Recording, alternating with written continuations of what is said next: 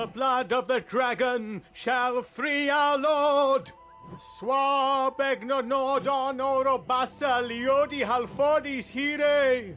Hero genitas quaedon piet hiweri world sininga manamildes donomorowarsta leodim leost on lefagnost.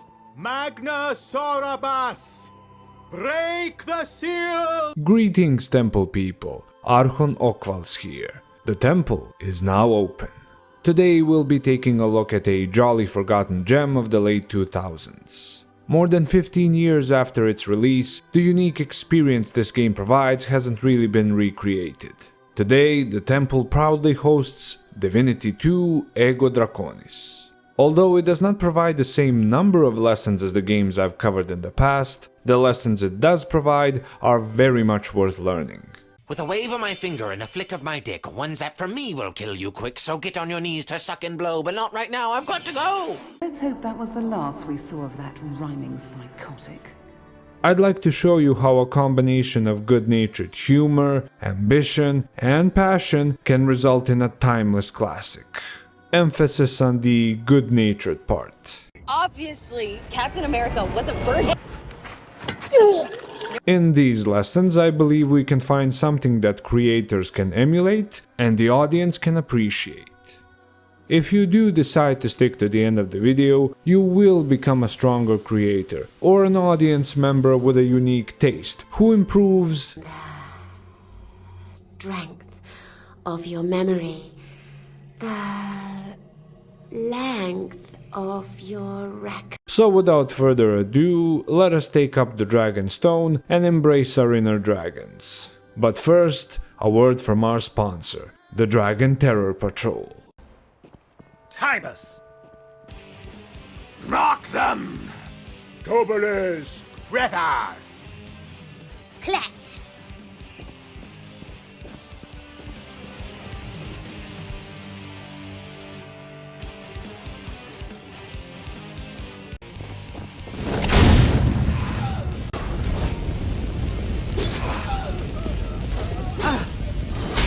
Use a potion right now.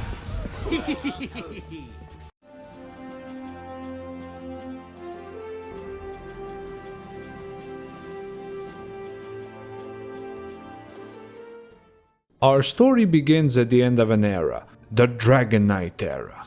As it was before, Rivellon is once again threatened by the rising power of an organization known as the Black Ring.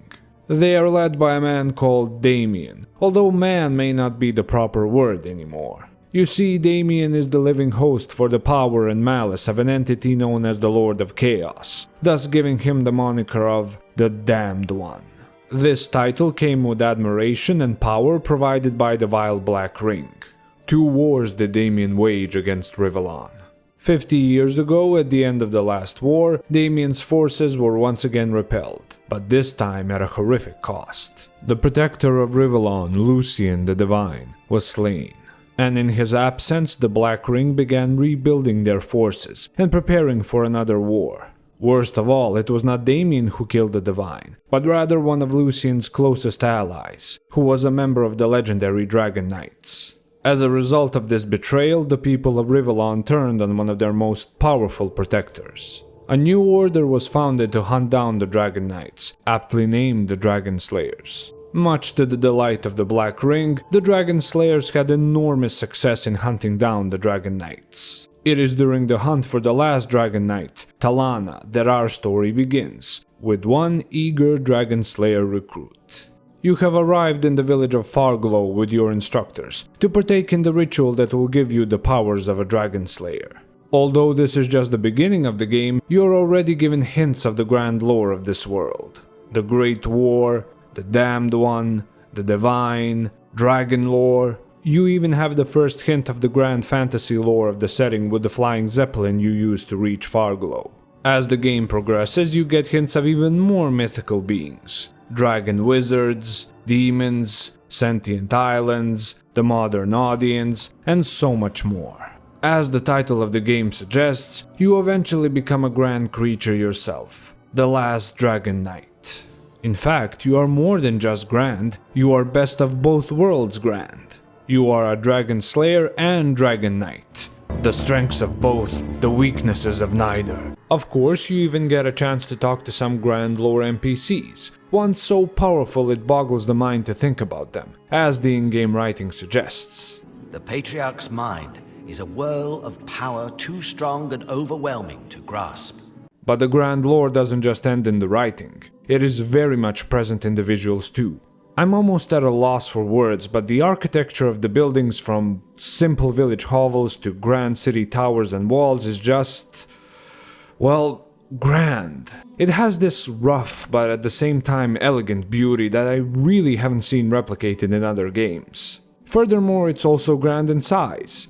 Stop it. I know what you did. Put it down. Almost every building feels like some kind of monument, especially Alaroth and the Battle Tower. Furthermore, as I mentioned, you also see the flying zeppelins adding to the grandeur.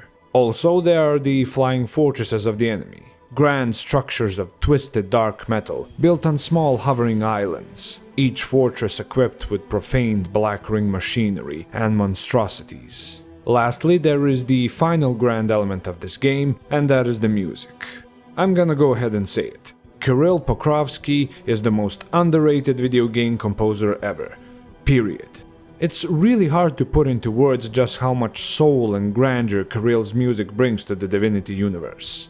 I'm not even sure how to best explain it. There's music for films, TV, and games.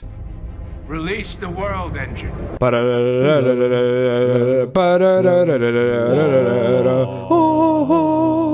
And then there's Kirill.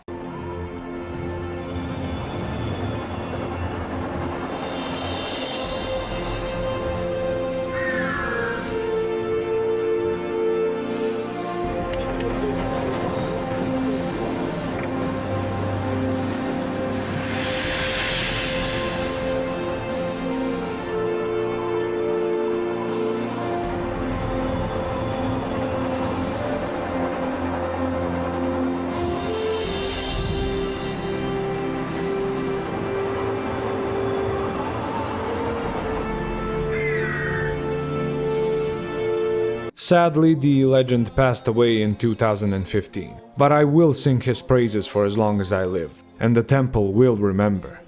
Rest in peace, legend. I lack the knowledge of musical theory to explain the majesty of his music, so I'll do my best in layman's terms. Apart from the music generally being a perfect fit for every location, I believe the key is the combination of instruments used. Each instrument feels like a step on a staircase to get you to a certain location by evoking the right emotion. In combination with a perfect use of vocals, some sung by Kirill himself, Kirill's soundtracks are less music and more like portals for different experiences. So I think it's the approach of what experience can I create with this track and where can I take the audience with it that really sets Kirill's music apart from the rest. So, let's see what lessons we can learn from Divinity 2's grand lore, architecture, and music. The good news is that grand lore is really easy to identify. Dragons, wizards, divine avatars of gods, flying cities, etc. The trick, however, is knowing how to stand out using grand lore. You can't just add all the aforementioned grand elements and be like, fame and money please. For example, you could take the Larian approach and supplement your grand lore with a good deal of comedy.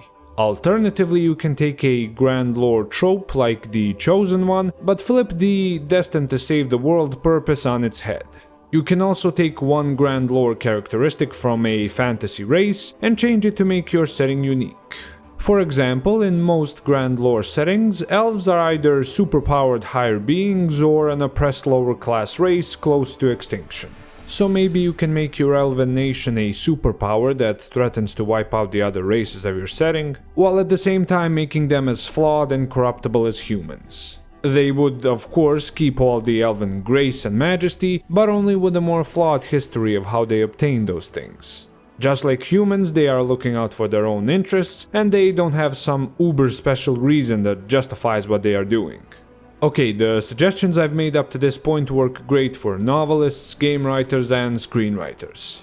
Now I'll go a bit more into detail about how game designers and screenwriters can make use of grand lore. Well, for one, you can take maximum advantage of the visual aspect of your mediums. Make the architecture and landscape of your story grand, not only in scale, but also in design. However, don't just look for the most basic epic fantasy designs, slap them into your product and call it a day.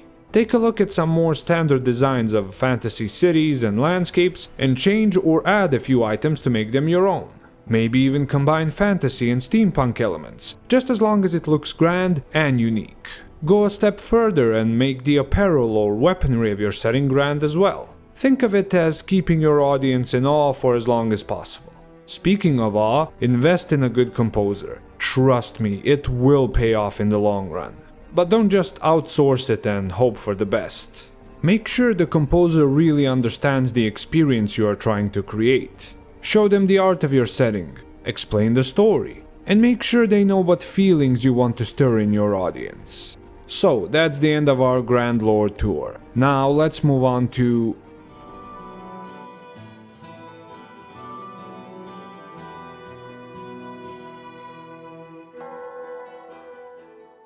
As mentioned in the previous section, one of the ways in which you can make your setting's story elements unique is through a thoughtful application of some jolly good-natured humor. Whether it be through mind reading or direct dialogue, Divinity 2 genuinely has hilarious moments and characters that just make me smile.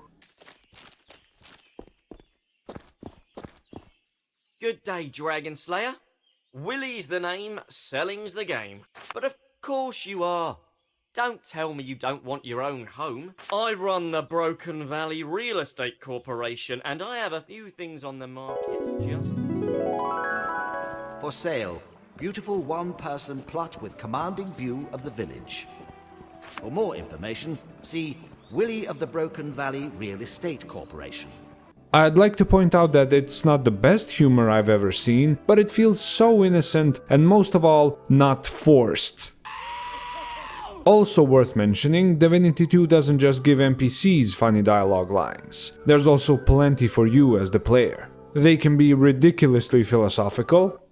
You! Your money or your life? An interesting proposition.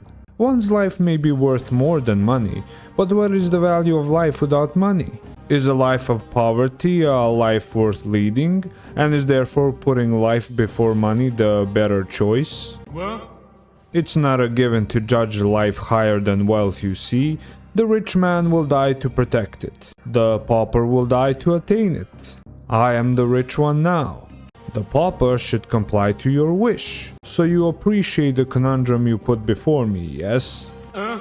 Then again, life is life, and I must balance carefully whether I shall risk the pleasures of this earth for the, in comparison, meager price of gold. Of course, as is obvious, many of those pleasures do come at the price of the gold in question, which brings us back to the original dilemma. Stop! No more talking! Hurts Halorn's head! Ooh! I'll kill you! Cheek and tongue, hold the tongue. So, you search what illicitly likens Zulu's Serpent Squire? He is my supreme master, stronger than Maxus. Or delightfully simple. I'm looking for a book written by Maxos. Don't utter that name. How dare you speak of that fool in here? Who, Maxos? You defy me? The nerve you show, louse. Maxos. Now, die and rot, insolent one. We meet again, pigeon dropping. I shall have one more chance to tear you to pieces. Oh hey, I remember you. You're Maxos, right?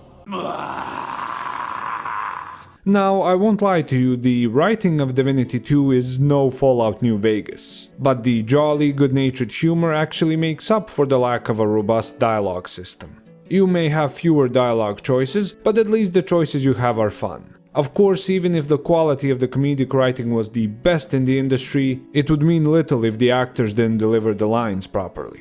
I am happy to say that, although few in number, the voice actors did a phenomenal job in bringing the humor of Divinity 2 to life. I must admit, however, I prefer the German voice actors to the English ones. Not amerikanisch und westens würde nicht happen erfolgen.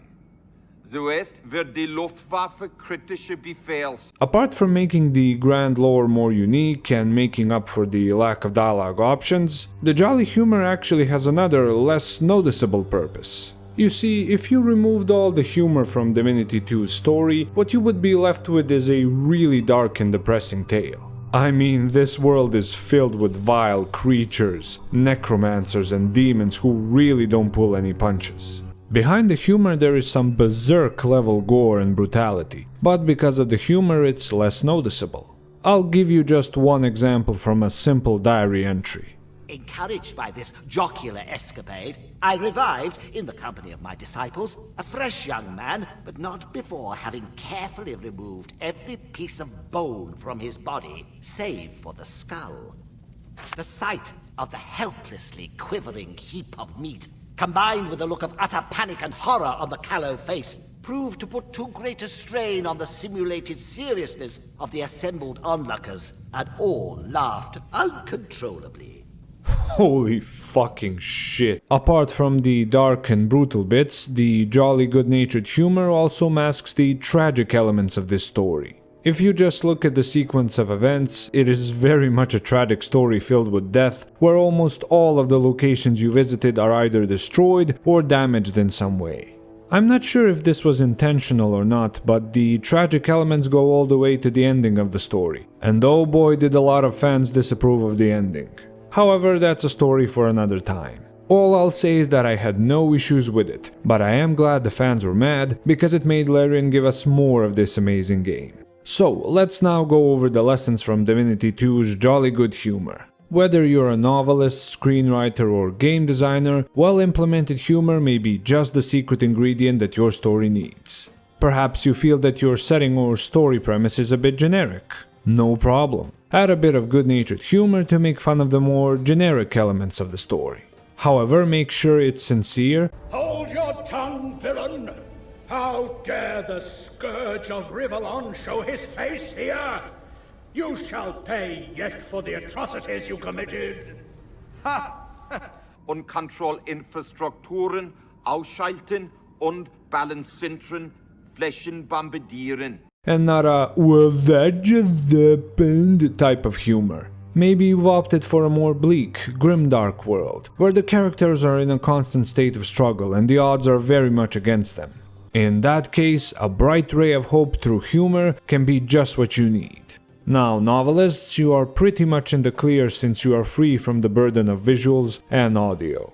Follow the lessons above, keep the humor sincere, jolly, and good-natured, and you're all set. Screenwriters, directors, and game designers unfortunately have to deal with an extra layer of challenges. For one, you have to make sure that the humor on the page translates well into speech. Even if you create an absolute banger of a joke, if the actor or voice actor can't deliver it properly, you're in a lot of trouble. That's where the sincerity of both the actor and the joke is crucial. Your worst case scenario is an insincere, overemphasized joke with an insincere, overemphasized delivery. I just move shit with my freaking mind!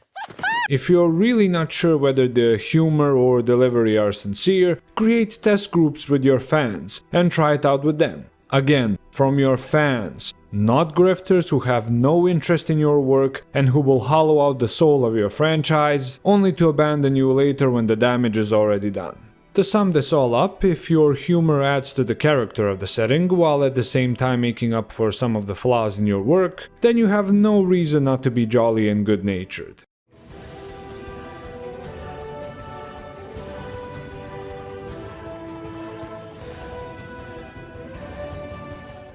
We're all familiar with those developers who promise that their game has an amazing, game-changing feature that will create a new layer of experience, only for that to either be a flat-out lie or an over-exaggeration. However, one underpaid and overworked Belgian game studio made a promise to their players. You will soar through the sky as a dragon.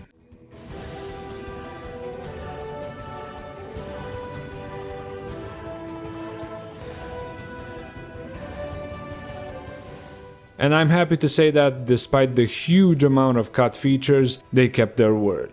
This game really makes you feel, no! You were promised the experience of being a dragon, and it was delivered.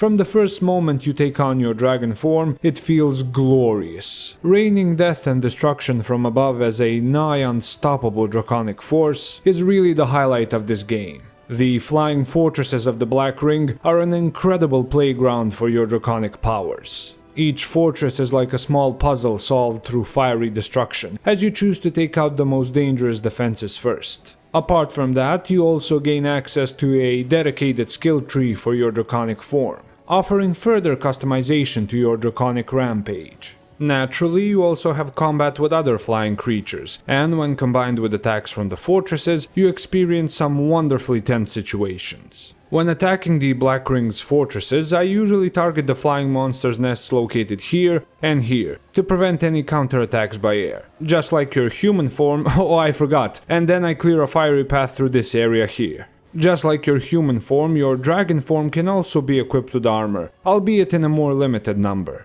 To the people who claim the air combat is janky, I'll repeat my gothic combat system point.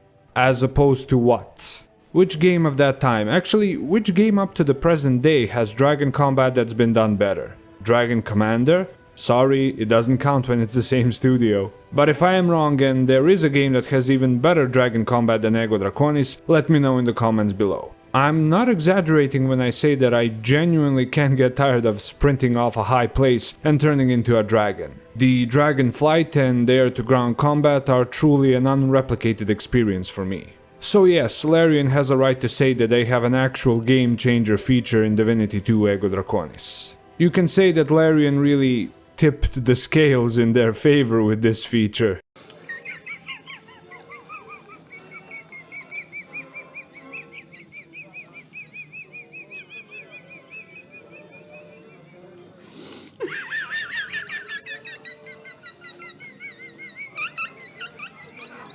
However, there is another game-changing feature, although a bit more subtle. As mentioned, you are both Dragon Slayer and Dragon Knight, and one of the powers of the Dragon Slayer is the ability to mind-read NPCs. However, using this power has a price that you pay in experience. This ensures that the mind-reading ability is never just a goofy gimmick, but an actual tough choice between keeping your XP or risking it for a greater reward. I won't spoil anything, but there are some pretty amazing rewards if you know when to use this power. Although not as obvious in effect as the dragon form, if used correctly, the mind-reading ability can quite literally change your game and character to the point that you're almost too overpowered. Almost. Furthermore, it unlocks a whole new layer of experience for the player, as a deathly serious situation can turn comical in one simple mind read. In fact, the jolly humor I mentioned earlier is best expressed during these mind-reading instances. Oh, Rivellon, how I miss you. I remember our walks in the woods and the time that insolent youth threw me a kiss. You tore him apart with your bare hands and offered me his head. So romantic. So yes, another actual game-changer feature in Divinity 2 Ego Draconis. Now let's see what we can learn from them. Game designers, first things first, do not use the term game-changer lightly. Take a good, honest look at the feature you are about to present and ask yourself, is this really going to have an impact on the players? Trust me, you can identify if you have an actual game-changer when you ask yourself the right questions. Will this feature offer a new layer of experience? Will it create a healthy sense of tension when players contemplate using it? How visually distinct is this feature? It's better to not say anything than have your audience turn on you later. Trust me. To clarify, the game-changing feature does not have to be a bombastic screen-shaking extravaganza. A simple change in animation that allows your players to overcome the obstacles they could not before is a perfectly fine game changer in itself. Now, novelists and screenwriters, you can ask yourselves the first and second questions of the game designers. Will this feature offer a new layer of experience? And how visually distinct is this feature of your story? While you can just add new powers to your characters and achieve the same effect as game designers, I think you have an advantage in the control of the story you have. If, for example, you introduce your story as part of a certain genre, only to completely change the nature of the story and genre by the end, then you most certainly have implemented an actual game changer. So remember, whether you're a game designer, novelist, or screenwriter, examine the impact of the feature you want to introduce to your story through the right questions. If you're honest in your answers and you do have an actual game changer, by all means implement away.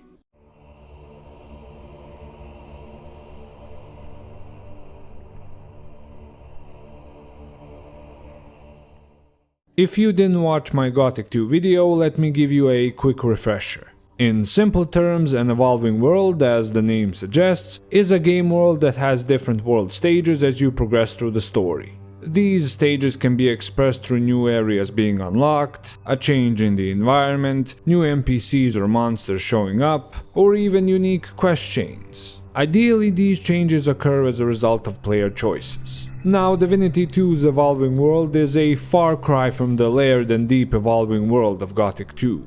However, it is good enough in one type of world evolution that it justifies being a lesson in this video: destruction. As I mentioned earlier, if you take away the humor aspect, the story of Divinity 2 becomes quite dark and tragic. Almost every location that you visit during your game is either completely destroyed or severely damaged as the story progresses. For example, let's look at Broken Valley, the lush, beautiful location complemented by Kirill's amazing music, where you spend about 1/3 of the game. It is a very memorable location filled with interesting NPCs and side quests. In fact, if you pay attention, the NPCs will react to your activities in the valley, talking about the quests you completed. So the Slayer helped you? Sure did. Then we fought the troll together. Such warriors they are, oh amazing. I don't know. I saw some Slayers shaking down Keen. Not all that heroic, I should say. You're just jealous. I fought side by side with a member of the Order. And then, after a certain story point, the entire valley is destroyed. I mean, it's ruined. Almost every single NPC you meet there is just straight up murdered and gone. If you want a glimpse into what it must have been like to witness Damian's attack, you can read the mind of probably the sole surviving NPC of Broken Valley Village.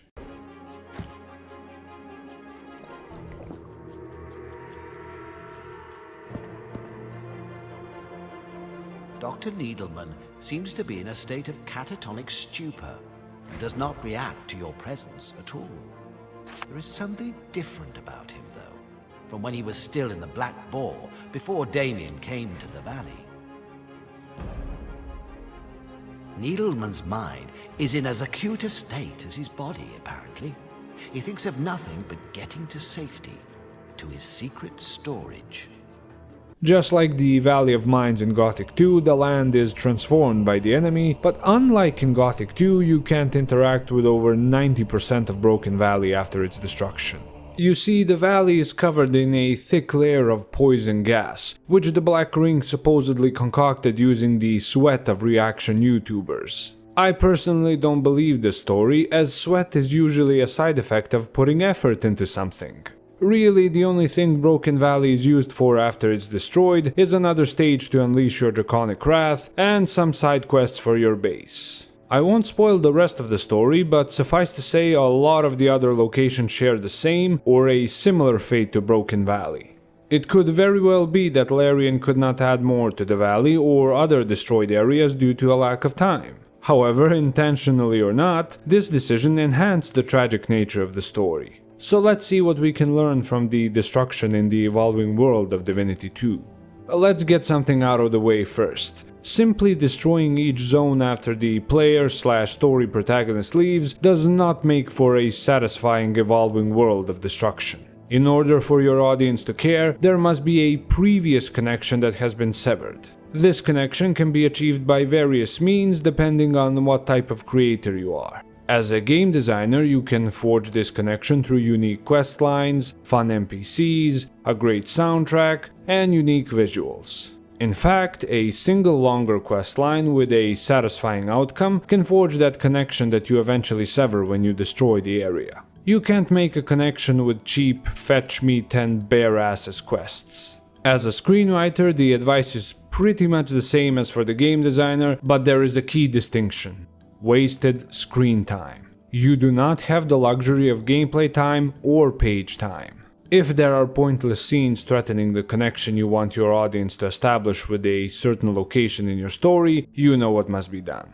Novelists, you may be free of gameplay and screen time burdens, but don't get cocky. You can still mess up. For example, if you want your audience to have a connection to a location before you sever it, but spend most of the pages on lame exposition and pointless descriptions, don't expect your audience to care. Make good use of each page and conversation, no matter how much time you may have over other creators. So, to sum up, if you want to have an evolving world through the destruction of story locations, you better make sure the audience has a connection to those locations. Any half-assed attempts which amount to pointless destruction will result in failure. Speaking of failures,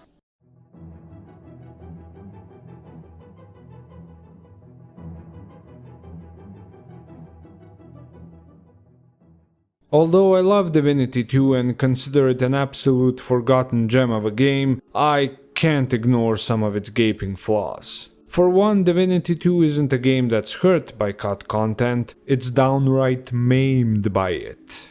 One of the biggest examples of this is the world itself. Although the world is still fairly large, the cut locations are quite noticeable. If not outright destroyed, which thankfully was not much of an issue because it gave the world a feeling of impending, evolving doom, they are outright blocked by these anti-dragon barriers. I was very saddened to hear as a fan of Divinity 2's architecture that an entire area located here, simply called Eleroth Exterior, was cut from the game. In a behind-the-scenes documentary called Hatching the Dragon, you can see how sad the developers are about being forced to cut this area, to the point they were actually crying.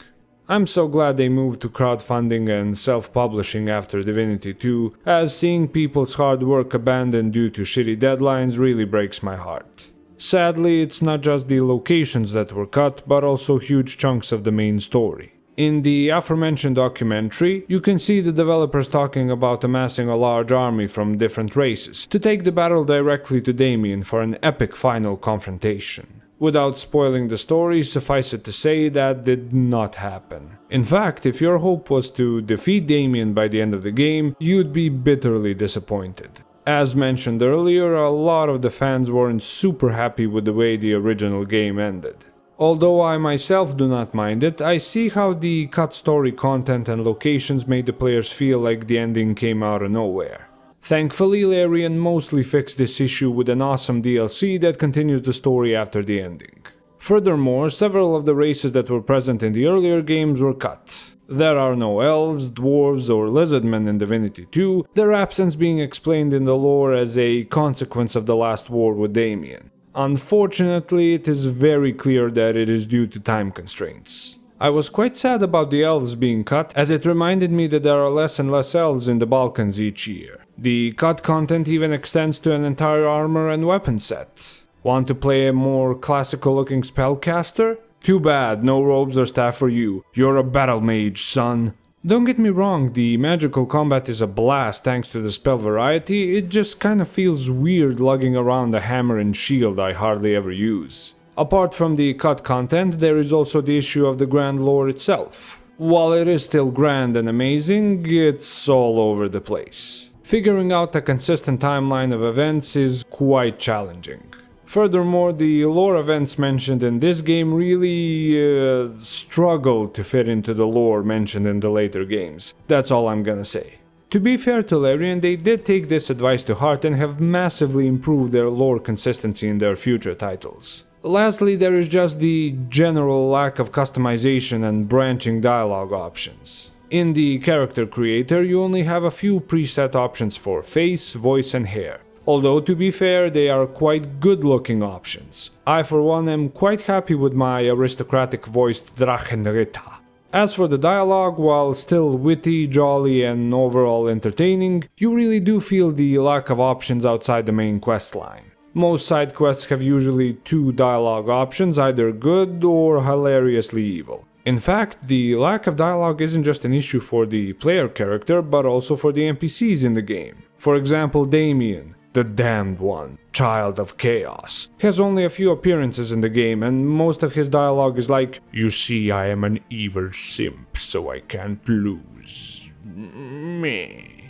This is especially sad because if you read the novella that comes with the game, he actually has a great backstory. With all that being said, despite the failures caused by the cut content, Divinity 2 Ego Draconis is still an incredible game, which tells you a lot about the passion and effort put into it. This lesson from failure section is going to be more of a warning about limitations than a critique of Larian. For the record, I 100% support ambitious groups of people. Passion and love for your work are beautiful things that should be preserved. However, you cannot do so without knowing your own limitations, and either working within them or overcoming them before you pour your heart and soul into a project. The type of limitation you have depends on the type of creator you are. For example, game designers, you have a wonderful lesson to learn from Larian's story. If you want to go big, experiment, and push the very boundaries of the genre, then very likely the traditional publisher path may not be for you. Instead, consider raising at least part of the funds you need through fan support. Even if it takes far longer to complete the game, it is better to present your fans with a complete product than to suffer the pain of an incomplete vision and a disappointed fandom.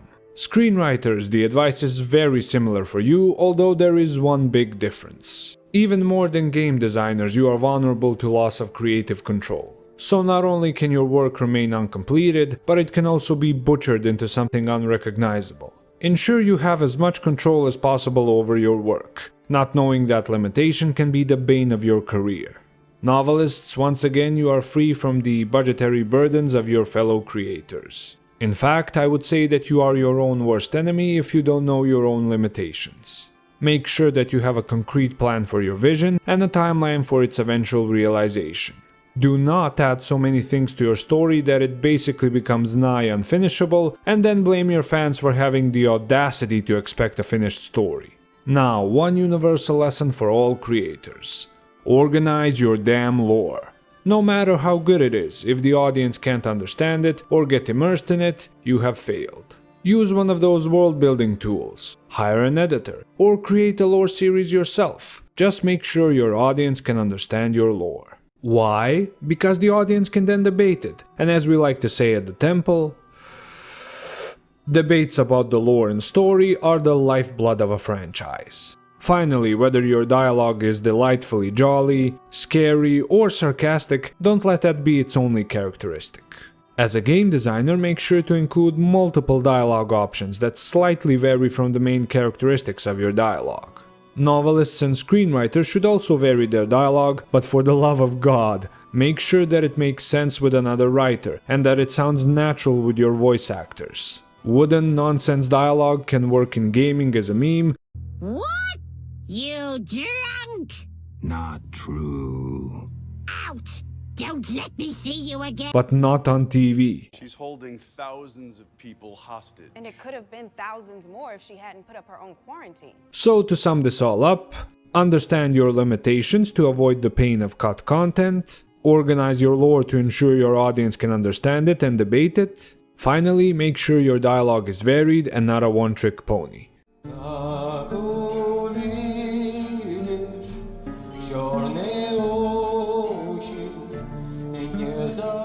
Those would be all of the most important lessons from the jolly forgotten gem of a game, which is Divinity 2 Ego Draconis. To this day there hasn't been a game quite like it, so it's definitely worth experiencing. If you're an ambitious creator willing to try out something game-changing, or simply provide a fun time for your audience, I believe there is a lot you can learn from this game. You can also learn from its mistakes and avoid putting out an incomplete product. You can get the developer's cut of this game on GOG for a really decent price. If you're new to this channel and have reached the end of the video, you might think that it's only for creators, but that could not be farther from the truth. Even if the creators apply these lessons to absolute perfection, it means little if no one is there to notice. As always, I have a simple request for you, the wise audience members who watch the entire video. Identify, appreciate, and support creators who go out of their way to provide you with a game-changing and fun experience. Identify jolly, good-natured humor. Appreciate an actual game changer. And finally, support the creators when they take the extra time to give you a completed product. Creators can lead the way to a better quality of entertainment, but whether that quality remains in the spotlight depends entirely on you, the audience. Whether you're a creator or audience member, I hope these lessons have helped you to either create or preserve quality storytelling. When your taste becomes a burning hunger, actual change will happen in all of entertainment. I mentioned several times during this video that a lot of the fans were really disappointed with the original ending of the game. You'll be happy to know that, just like Neverwinter Nights 2, Divinity 2 Ego Draconis also had a DLC that redeemed its ending. However, that will be a topic for our next video.